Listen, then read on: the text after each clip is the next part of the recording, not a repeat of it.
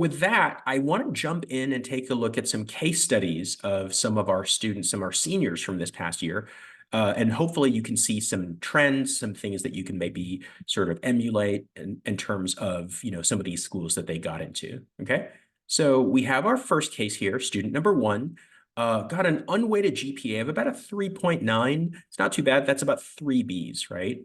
Weighted GPA still pretty good at about 4.2, which means they also had some honors or AP classes. But their ACT score is a little on the lower side. They got a 29. So overall, this student, though, has a fairly impressive list of activities.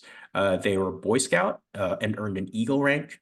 They did something called Skills USA competition, which is for showcasing trade skills, which is kind of an interesting competition. It's not as well known, but it's definitely something too that could be at a national level.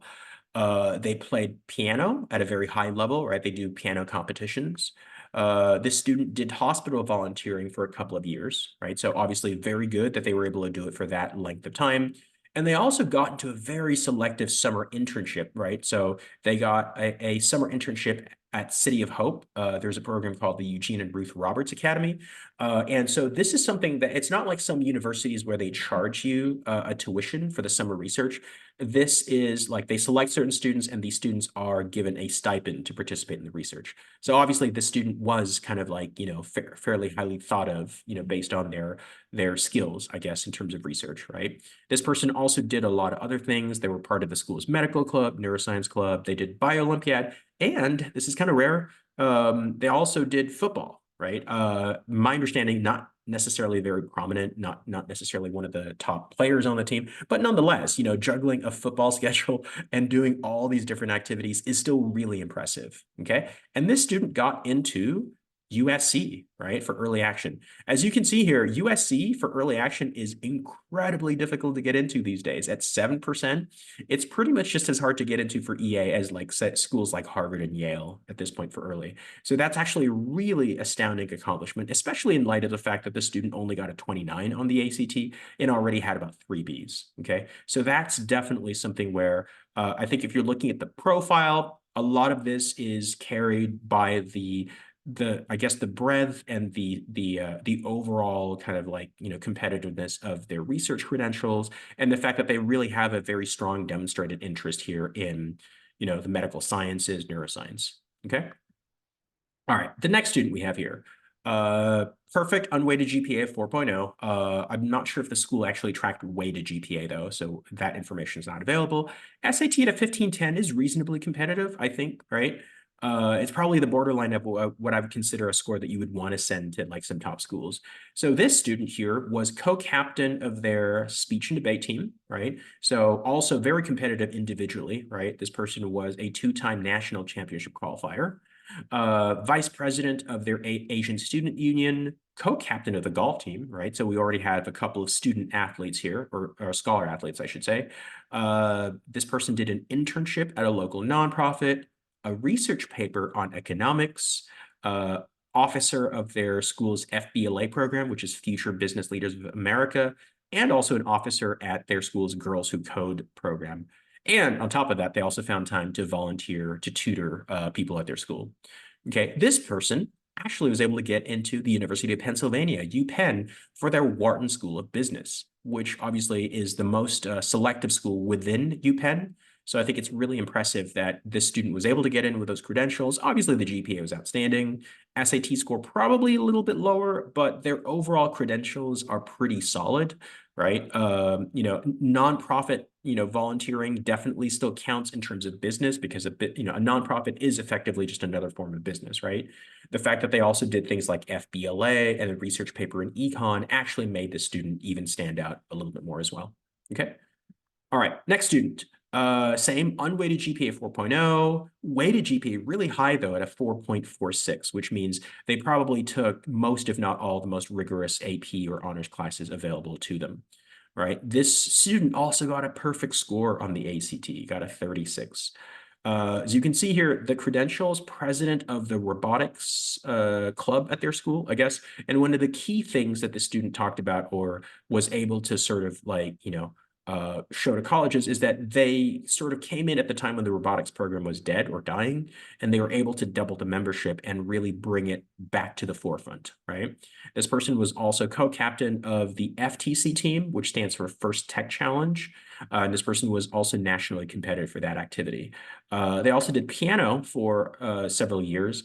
And they also, I think this is probably the strongest credential here for MIT, had 2 summers worth of research that was very high level, right? It got published and they won awards for the research. And this student was able to get into MIT, right? So you're looking for the range of activities, maybe not as diverse as the other two. And probably, I think the thing to take from this is MIT tends to be a little bit more laser focused in terms of STEM credentials as being kind of like the biggest determining factor, right? So MIT, will probably favor students who are a lot more sort of like pointy when it comes to their STEM credentials, like higher level, STEM activities like research. The ACT score being at 36 probably helped because they're very also numerically, they want to make sure that you're getting, great numbers across the board. Now, compared to the Caltech, their rival is actually test blind. So it's kind of interesting to see how both of these top 2 engineering schools went on divergent paths when it came to considering test scores. Okay. But like I said, this person did get into MIT for EA, right? At 5%, that's a very, very, hard bar to, clear, right? So the student was able to definitely, beat out a lot of equally talented students to get to this point. Okay. This last student, also very, very impressive credentials here. Perfect unweighted GPA, weighted GPA even higher than the previous student, okay? And had a 35 on the ACT, but I mean, at that point, that's all pretty high. This person did summer research at a local research lab for 3 years. They also designed apps that were published on the Apple Store, right? Did a volunteer stint at the NASA Ames Vision Center. Was a council member of the Mayor's Youth Council, so all pretty impressive stuff. They did a NASA internship with a published paper as well. Um, and it gets even more impressive, actually. Founder and president of the school's physics club, and they were a nationally competitive varsity golfer. And in fact, this is even at a much higher level than the previous 2 athletes. This person was in the top 150 across the US. And on top of that, if that wasn't enough, they were also managing editor of their school paper.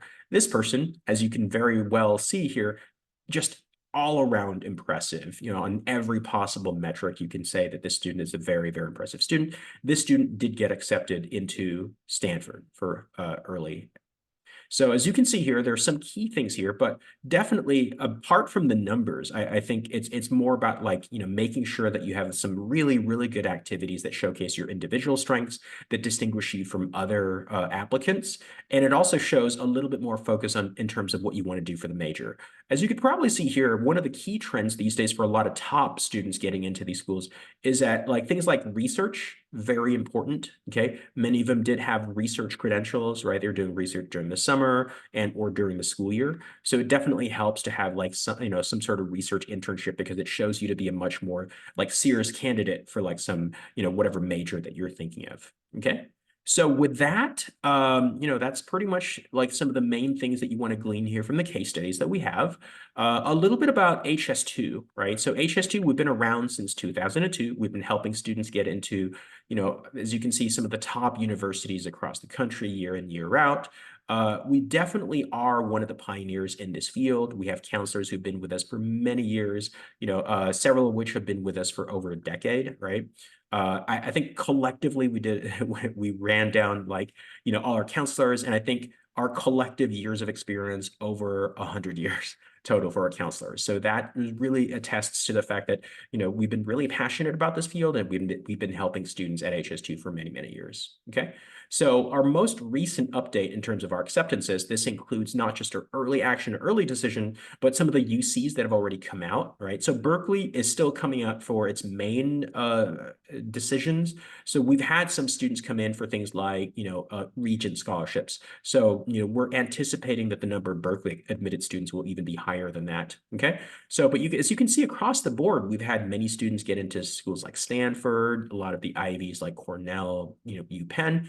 But to be honest, we're really just as proud of the students that we get into, like, let's say even like a UC Merced or UC Riverside, when the students didn't even think that they were able to get into a UC, right? Because for us, it's really about being proud of trying to get students to exceed their potential, right? And that's what you get with HS2. We really want students to work hard so that they can really, in many cases, exceed whatever they thought they were able to get into based on their activities or their numbers, okay? In addition, I also want to kind of draw your attention to some of our offerings for spring break.